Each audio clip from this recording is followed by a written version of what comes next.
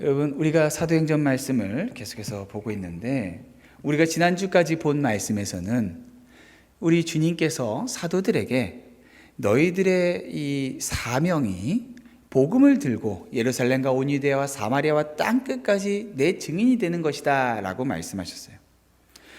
이 사도들의 마음 가운데는 예수님께서 하나님 나라를 가르치시고 또 성령에 대해서 말씀하셨을 때 주님, 이스라엘을 회복할 때가 이때입니까? 라고 물어봤어요. 그것은 그들의 관심이 여전히 이 땅에 보여지는 것, 잡혀지는 것, 눈에 보여지는 이 현실에 대한 것이었다라고 말씀드렸고, 예수님은 너희들 그거 더 이상 관심 두지 말고 너희들의 삶은 내 증인이 되는 거야. 이스라엘이 언제 회복되어지는 것, 너희들의 삶에 필요한 것들, 너희들이 바라고 소원하는 것들, 그것들 하나님의 주관하에 때에 정확하게 맞춰서 이루어질 거야. 그렇지만 너희들이 정말 관심을 가져야 되는 것은 바로 너희가 그러했던 것처럼 많은 사람들이 내 증인이 되는 거야. 예수님께서 그걸 말씀하셨어요. 그것을 가르치실 때에 다 마치시고 나니까, 그리고 이제 누가복음에 가면은 예수님 말씀을 마치시고 그 제자들을 축복해 주세요. 축복해 주시고 오늘 본문의 말씀처럼 이 말씀 축복까지 다 마치고 나자 9절에 이 말씀을 마치시고 그들이 보는데 올려져 가시니 라고 말씀하고 있어요. 여러분, 제자들을 이 땅에 남겨두고 우리 주님께서 드디어 하늘로 올라가시는 거예요. 제자들이 예수님을 마주하고 두 눈으로 보고 있는데, 예수님이 분명히 십자가에 달려 죽으시는 걸 본 제자들로서는 예수님께서 이 육체를, 새 육체를 입으시고 제자들 앞에 선 모습을 보는 것만으로도 이전에 그들의 생각했던 모든 신앙에 대한 것, 예수님에 대한 것 들었지만 실제로 눈으로 마주하면서 그들이 정말로 주님께서 부활하셨구나, 이분이 참으로 살아계신 하나님의 아들이시구나, 부인할 수 없는 증거로 주님을 마주했지만, 그럼에도 불구하고 그 주님께서 그 자신들의 눈앞에서 서서히, 오늘 본문은 예수님께서 서서히 하늘로 올라가셨다, 이렇게 예수님이 하늘로 이렇게 올라가시는 장면이 그들의 눈에서 짠 하고 사라진 게 아니라 예수님의 가시는 그 방향이 분명하게 하늘로 올려지고 있다는 것을 그들이 두 눈으로 목도한 거예요. 기가 막힌 거죠. 엘리야가 불병거를 타고 가는 장면은 엘리사만 봤어요. 에녹은 누가 봤는지 모르겠지만 오직 모세의 기록을 통해서만 그들이 알고 있었어요.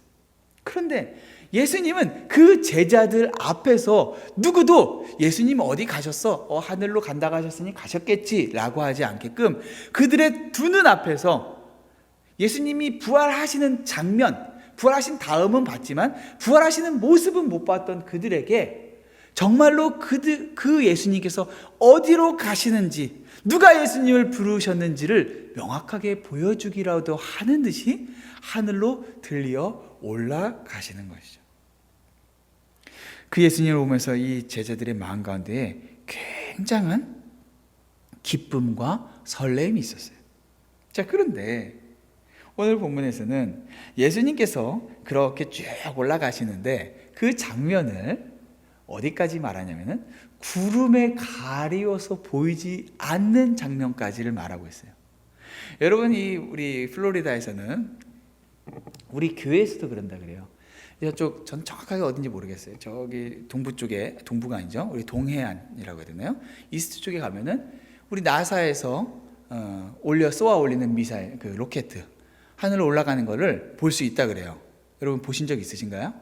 네. 우리 교회에서도 그거를 볼 수가 있대요. 그래서 그 타이밍에 맞춰갖고 보면은 이 하늘로 올라가는 로켓을 보는 거예요. 그래서 사실 그걸 보고 있으면은 신기하기도 하고 재밌기도 하고, 어디 가서 야, 나 그거 봤어 라고 말할 수 있으니까 쫙 보게 돼요. 근데 예수님께서 그들의 눈앞에서 구름에 가려지기 쫙 올라갈 때, 여러분 세상에 어떤 사람들을 갖다가 거기다 갖다 놓는다 한들 그 예수님이 올라가시면은 가셨네, 자 이제 우리 가서 점심이나 함께 하면서 얘기하자, 이럴 사람이 누가 있겠어요? 예수님이 구름에 가리시기까지 끝까지 예수님을 바라봤다. 우리 너무나도 자연스럽게 그 모습을 상상할 수가 있어요. 그런데 오늘 본문은 정말 재밌는 이야기를 다루고 있어요. 예수님께서 보여지지 않는 장면을 이야기한 다음에 10절에 올라가실 때에 제자들이 자세히 하늘을 쳐다보고 있었다라고 말하고 있어요. 그러겠죠. 그들의 마음 가운데에 그들이 사랑하는 그 예수님을 바라보는 것, 자세히 보고자 하는 건 당연하겠죠. 근데 예수님께 봤더니 예수님이 구름 가운데로 가려지는 거예요. 여러분, 구름은요, 구약에서 하나님의 임재를 상징했어요. 여러분, 그 시내산에서 구름으로 하나님이 임재할 때마다 그 산을 가리우시고 모세가 그 산에 올라가고, 그 산에서 구름에 가려진 상태에서 모세가 십계명도 받고, 구름으로 그 성막을 가리우시고 하나님께서 모세와 대면하시고 그랬단 말이죠. 예수님께서 하늘로 올라가시는데 구름이 예수님을 가리신 장면을 보면서 이 제자들의 마음 가운데는, 야, 이제 우리는 이 눈으로 육신의 그 예수님을 볼 수 없구나.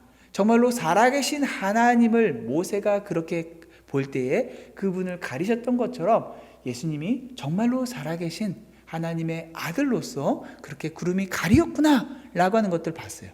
영광 가운데의 구름으로 예수님을 가리신 거죠.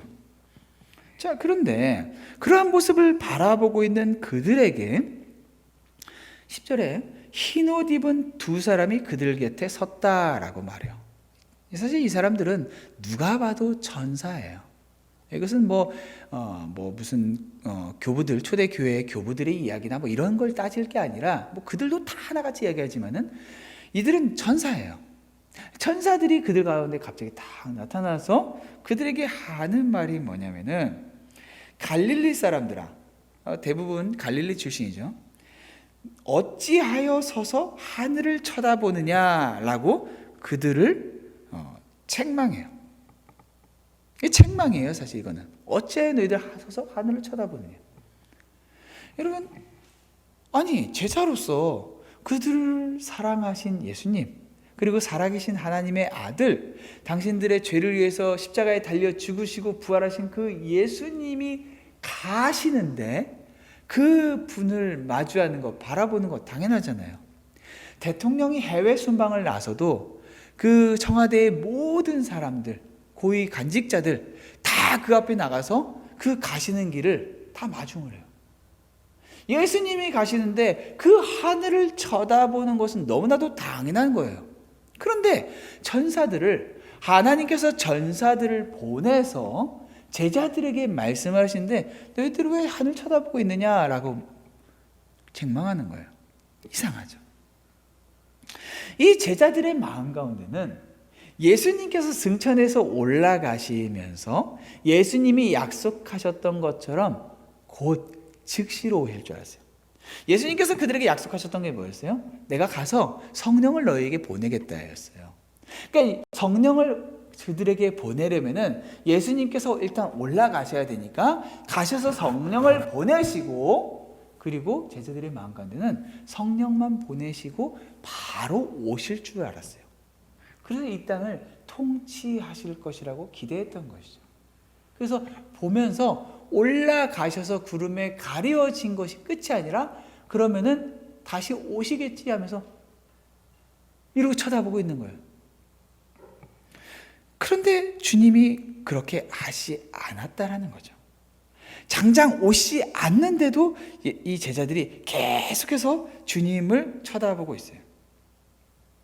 그 딱 하늘을 쳐다보고 있어요. 그때 이 천사들을 보내서 그들에게 말한 것이 바로 어찌하여 서서 하늘을 쳐다보느냐라는 거예요.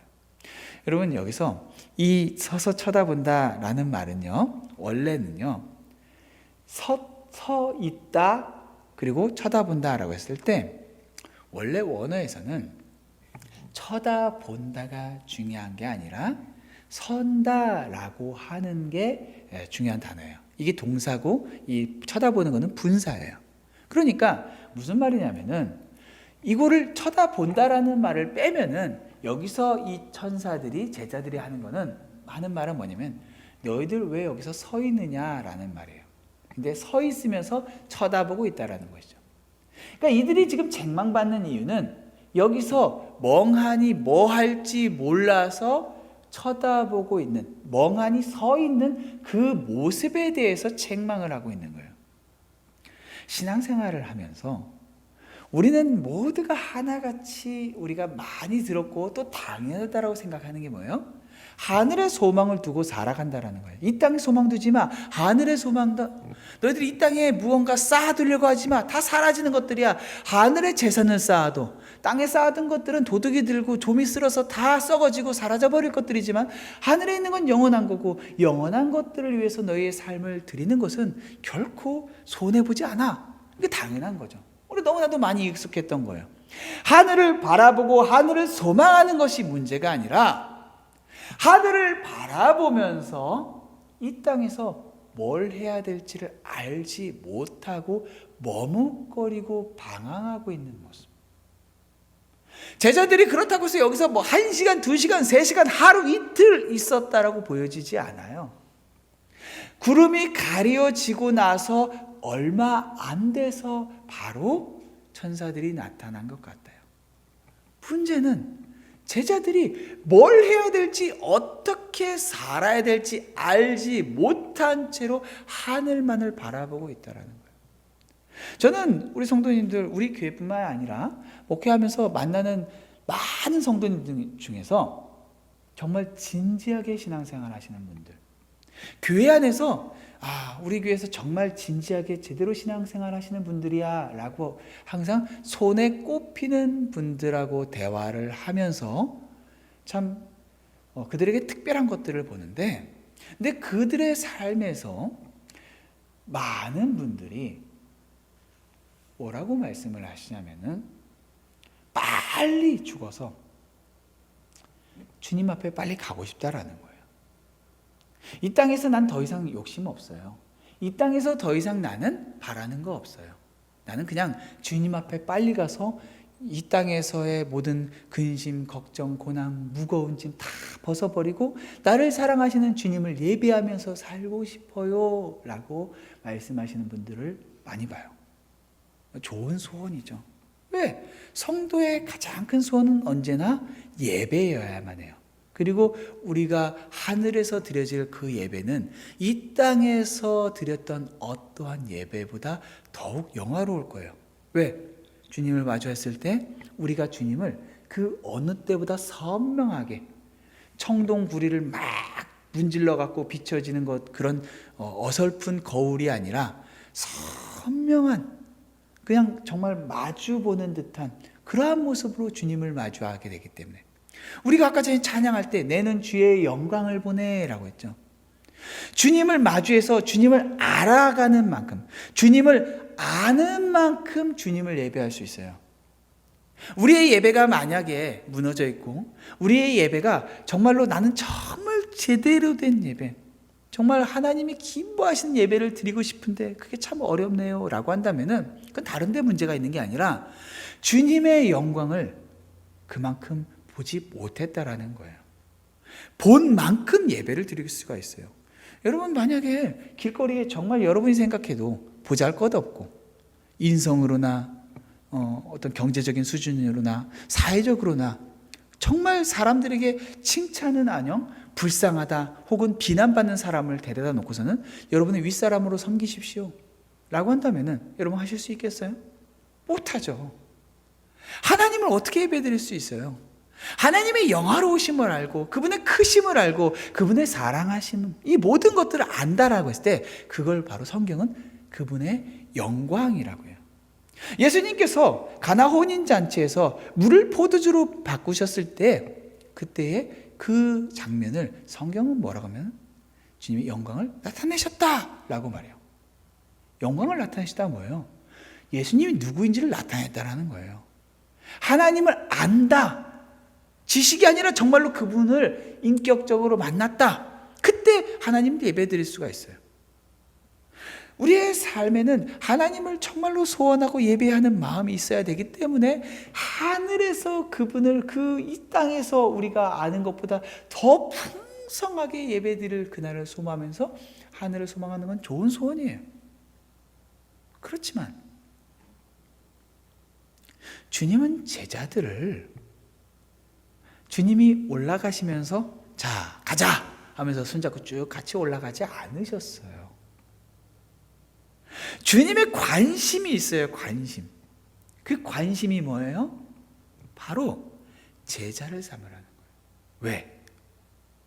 제자를 삼는다라는 건요, 예수님께서 제자들에게 너희들은 내가 너희들에게 분부한 것들, 내가 너희들에게 가르친 것들을 너희들이 가르쳐라라는 거예요.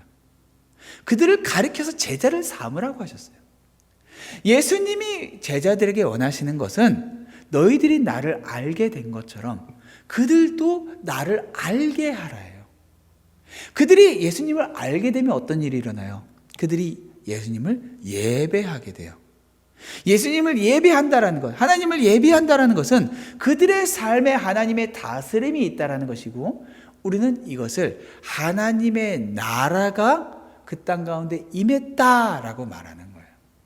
하나님 나라의 확장이에요. 하나님 이 땅에서 원하시는 게 뭐냐면은 바로 하나님의 통치가 이 땅 가운데 있는 것, 하나님의 나라가 이 땅 가운데 편만하게 이루어지는 거예요.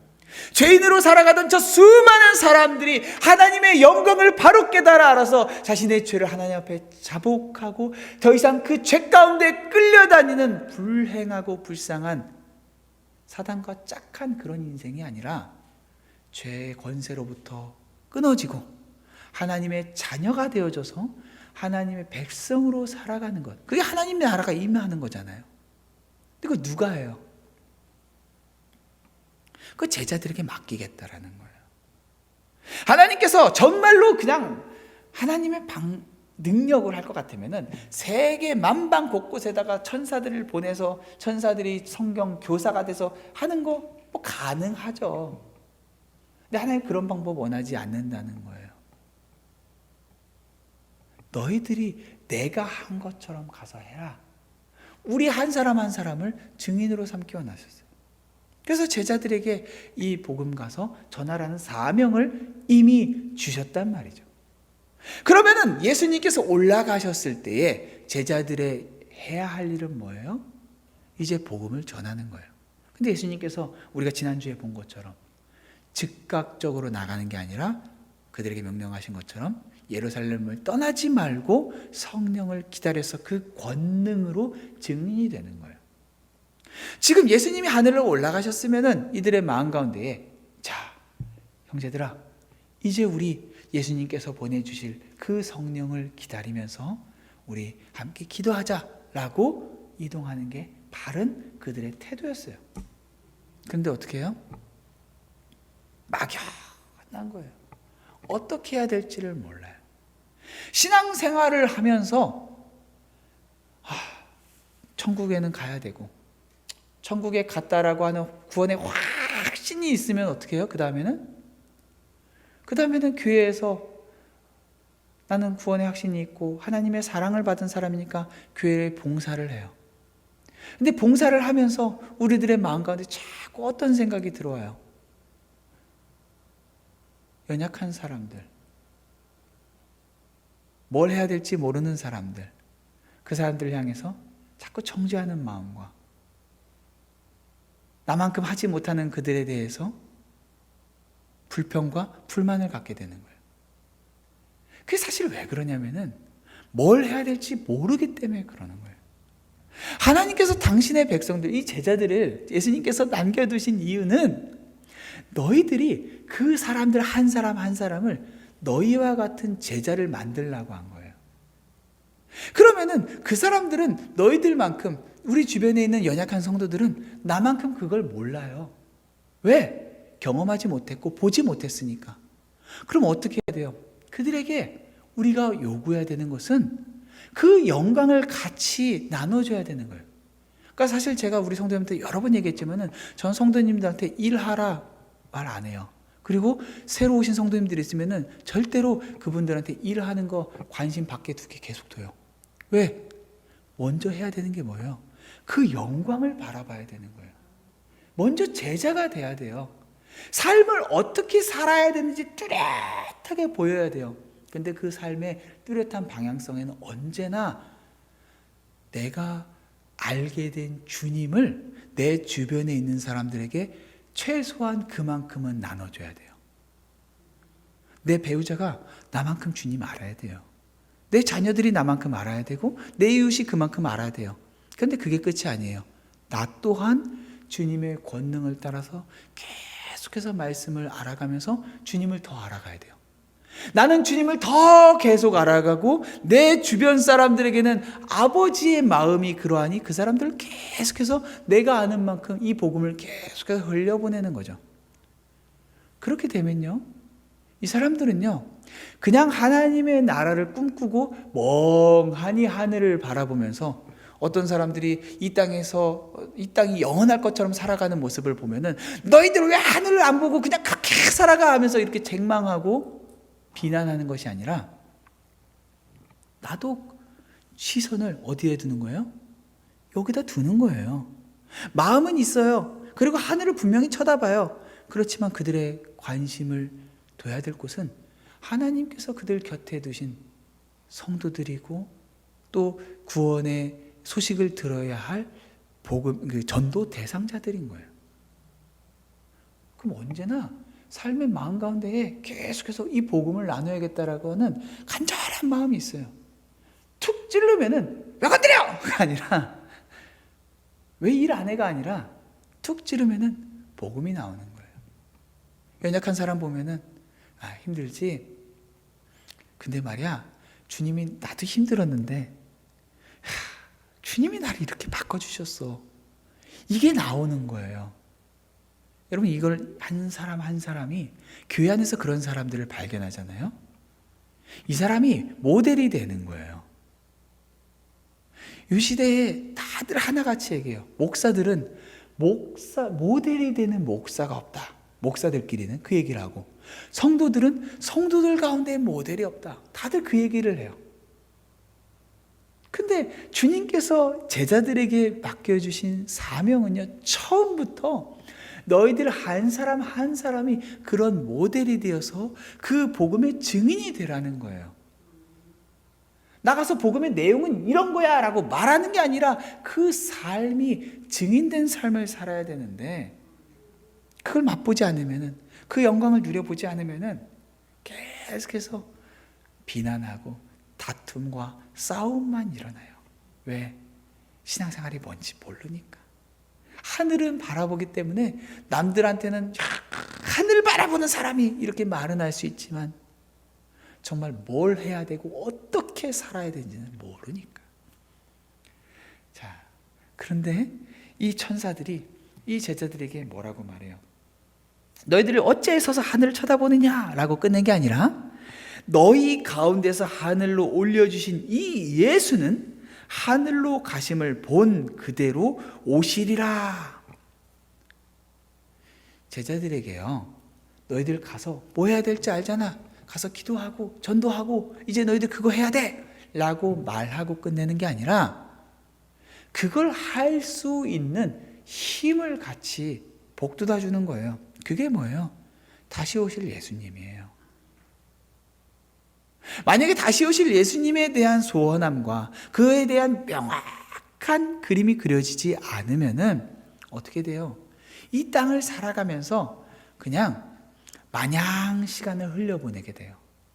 그런데 주님께서 분명히 방금 전에 너희들 내 증인이 돼야 돼, 너희들 내 증인 되라고 내가 성령 보낼 거야 라고 올라가셨는데, 올라가시는 주님이 다시 오신다라고 하는 것과 너희들 나중에 그냥 때가 되면 죽어서 올라와라가 하는 거랑은 달라요. 제가 우리 아이들한테도 청소를 딱 시켜놓고서는 아빠가 너희들한테 10분 줄 거야. 아빠는 10분 동안 너희들 안 보고 방 안에 들어갔다가 나와서 너희들 10분 동안 청소한 거 볼 거야 라고 했을 때, 그냥 청소해 라고 하는 말이랑 아빠 갔다 와서 너희들 볼 거야 라고 하는 거는 달라요.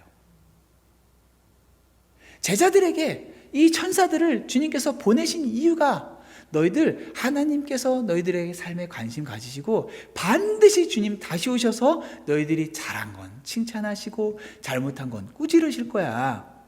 너희들 그런 주님이 너희들과 함께 하시도록 또 너희들이 힘내도록 성령도 보내주시잖아. 너희들 주님 다시 오시는 거 그거 바라보면서 너희들 할 일들 해 라고 말씀하시는 거예요. 주님이 다시 오실 것을 기대하고 기다리는 마음을 가진 사람들은 그 마음을 가지고 나가서 전도해요. 여러분, 대부분의 선교단체들이요, 그들의 선교단체, 거의 대부분의 선교단체들이 캐치프레이즈처럼 가지고 있는 성경 말씀이 있는데, 마태복음 24장 14절이에요. 이 천국 복음이 땅끝까지 전파되어야 하리니 그제야 끝이 오리라 라고 말씀을 주신 이 말씀을 가지고 뭐라고 하냐면은, 여러분 전도하십시오. 여러분 선교지에 나아가십시오. 이 복음이 땅끝에 전해져야만 주님 오신다고 약속하셨으니 우리가 주님 오실 날을 준비하려면은 이 복음을 가지고 전해야지 되지 않겠습니까? 복음 땅끝까지 전해지지 않았는데 어떻게 주님 오십니까? 라고 하는 말을 캐치프레이즈로 삼아요. 저는 그 부분에 대해서 조금은 해석상에 조금 문제가 있다라고 보지만은, 그렇지만은 다 틀리진 않았어요. 분명한 거는 성도들이 땅 끝까지 복음이 전해지는 것에 대해서 관심을 가져야만 되도록 주님께서 성도를 부르셨다라는 거예요. 여러분 한번 생각해 보세요. 여러분의 마음 가운데에 주님이 다시 오실 날에 대해서 얼마나 소원하고 계세요? 정말 주님 오늘 오셨으면 좋겠어요?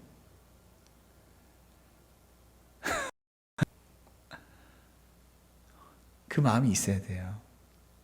왜냐면요, 주님이 다시 오실 날을 기다린다라고 하는 건요, 궁극적으로 그 날은요, 우리의 이 땅에서는 완전하게 누리지 못했던 그 믿음의 선배들이 소원하고 바랬던, 흔히 말하는 천국. 제가 항상 천국에 대해서 말할 때는 조심스러워요. 왜?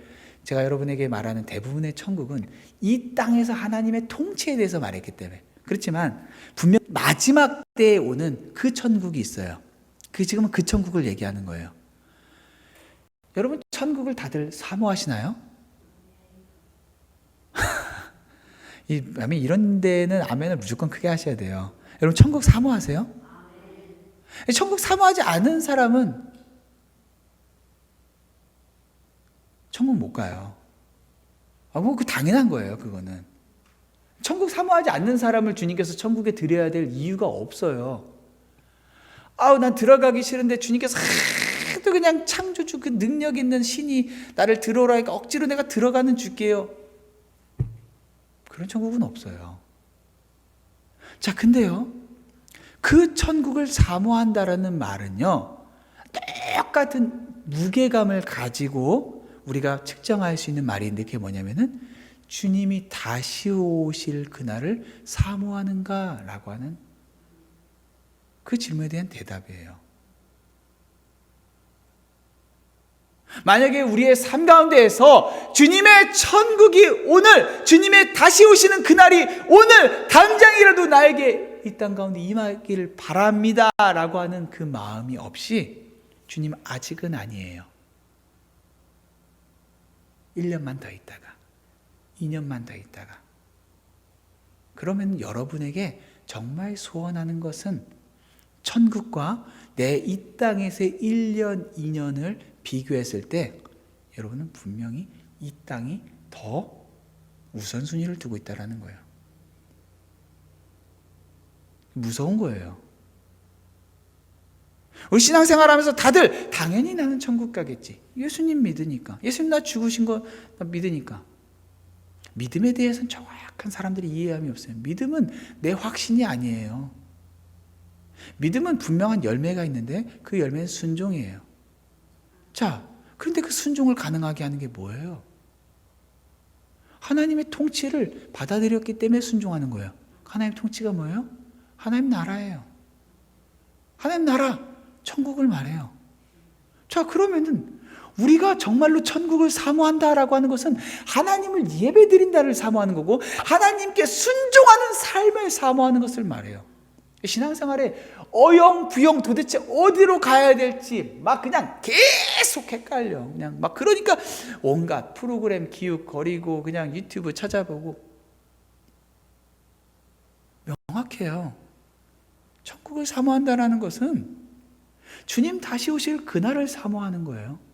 자, 그날을 사모하니까 어떻게 해요? 멍하니 천국 하늘을 쳐다보고 있는 게 아니라 주님 나에게 주신 이 사명, 이 복음 전하고 또 나에게 순종하라고 하신 그 삶의 자리에서 하나님 말씀 따라서 순종하는 삶을 살아야지. 물론 육체를 입고 있으니까 잘 안 돼요. 그런데 잘 안 된다라고 하는 것이 내 마음에 소원함이 없는 것과 동일한 단어가 되면 안 돼요. 싸움이 있어야 돼요. 나 정말 하나님께 순종하고 싶은데 주님 너무 어렵습니다. 저 원수를 사랑할 수가 없습니다. 근데 정말로 주님께 그런 소원하는 마음이 있으면 어떻게 돼요? 사랑하는 아들아, 딸아, 또 내가 너랑 나랑 원수였잖아. 하나님과 원수되었던 너희를 이라고 했잖아요. 원수되었던 너희를 내가 너 사랑해서 내 아들 보냈잖아. 너 그거 믿니? 주님으로부터 그런 마음을 갖게 되고 발견하게 되면은 원수되었던 사람들을 사랑하는 일들이 일어나요. 그게 복음의 능력이에요, 능력. 그렇게 내 삶에서 하나님의 나라를 경험하고 그런 삶으로 증인으로서 살아가는 거예요. 어떻게 살아가야 될지 계속 선명하게 보여져요. 나머지는 별로 그렇게 중요하지 않아요. 목회에 대해서 제가 뭘 얼마나 알면 얼마나 알겠어요. 근데 분명 한 가지가 있어요. 주님께서 저에게 해주신, 제가 왜 이 자리에 있는지를 알아요. 왜? 나에게 주님을 보여주신 만큼 여러분들에게 그 주님을 증거하고 그렇게 살아갈 수 있게 도전하고 도와드리는 거. 여러분 정말 저처럼 주님을 알았으면 좋겠어요. 그리고 저는 더 주님을 알았으면 좋겠어요. 그렇게 더 주님과 가까이에서 여러분이 그 주님을 더 알았으면 좋겠어요. 근데 목사님만 그래야 되는 게 아니라 여러분의 삶에서 내 아들이, 내 딸이 나만큼 주님 알아야 되는데, 더 알아야 되는데, 그러면요, 이 땅에서의 시간들이 1분, 1초, 1시간, 하루가 아까워요. 귀하게 써야 돼요. 막 어떻게 뭘 써야 될지 알지 못해서 망망하고 있는 게 아니라 당장이라도 이 복음 전하고 싶어서 나에게 혹시라도 나 지금 데려가시면은 주님 만나는 건 너무 기쁘고 내 삶에 하나님의 나라를 누릴 수 있다라는, 지금 이 땅에서 누리고 있지만은 온전하게 누릴 수 있다라는 그 기쁨이 있지만 동시에 이 땅에서 나에게 맡겨주신 그 역할을 다 못했는데, 이 복음 나눠줘야 될 그 사람들에게 나눠주지 못했는데, 제 마음 가운데 아직도 남는 사람들이 있어요. 조금만 그때 더 적극적으로 복음을 전할 걸, 조금만 그때 더 크게 도전할 걸, 그 사람 불편해한다고 해서 피하지 말 걸.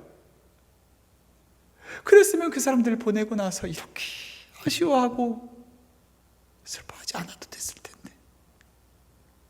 사랑하는 성도 여러분,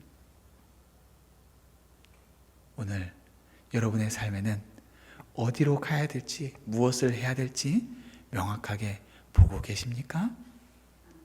몸머뭇 서서 어디로 갈지 방황하는 인생이 아니라 정말 우리의 삶에 허락되어진 자리에서 성령의 권능으로 복음의 증인된 삶을 살아가는 여러분 되시기를 주님의 이름으로 축원합니다.